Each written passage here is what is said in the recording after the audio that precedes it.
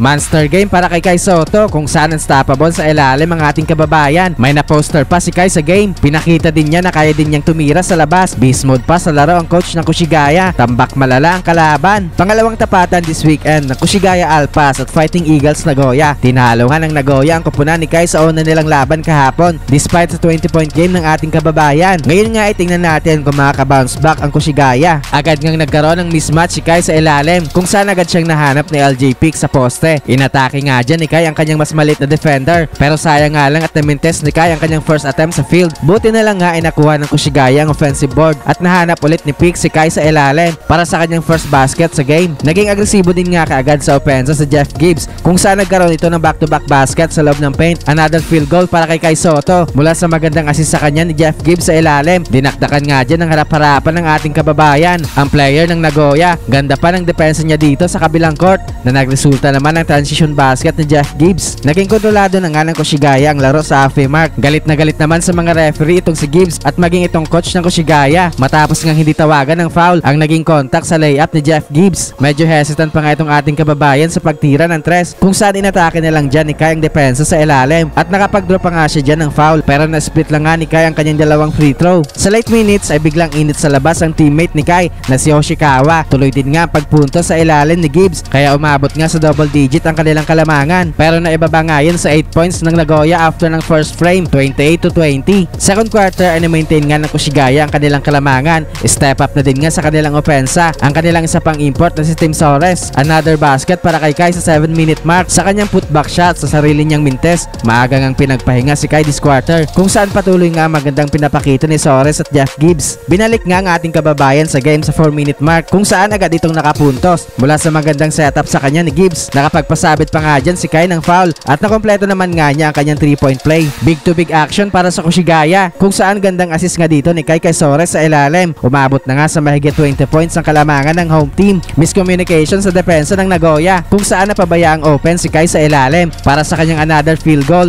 Hindi pa nga dyan tapos ang pagpuntos ni Kai this quarter kung saan sa last seconds ay nagkaroon ulit si Kai ng basket sa ilalim para sa kanyang 14 points this game. Lamang na nga ng 28 points ang Kushigaya, 60-32 halftime. Third quarter ay patuloy nga ang mainit na opensa ng Kushigaya. Another mismatch sa ilalim kung saan pinagpaglang nga ulit ni Kai dyan ang kanyang mas maliit na defender for the easy 2 points. After nga yan ay grabe to kung saan biglang init na din sa labas ang ating kababayan sa kanyang back-to-back 3-pointer. Hindi lang nga sa ilalim maaasahan itong si Kai Sotto kung saan kaya din itong tumira sa labas. Nakaka 20 points na nga so far si Kai. 1-minute mark ay nakapag-draw ulit si Kai ng foul sa ilalim at naipasok naman nga niya ang kanyang dalawang free throw. May nabutata pa ang ating kababayan patapos ang quarter. Sobrang laki na nga ng lamang ng Kushigaya after ng third frame, 84-45. Fourth quarter ay hindi na nga nagkaroon pa ng run ng Nagoya. Sa laki na din nga ng lamang ng Kushigaya. Umabot na nga sa 40 points ang kalamangan ng home team kaya malabo na talagang makahabol pa sa game ng Fighting Eagles. Sa huli nga ay panalo ang Alpas sa likod ng monster 20-point game ni Kai Sotto.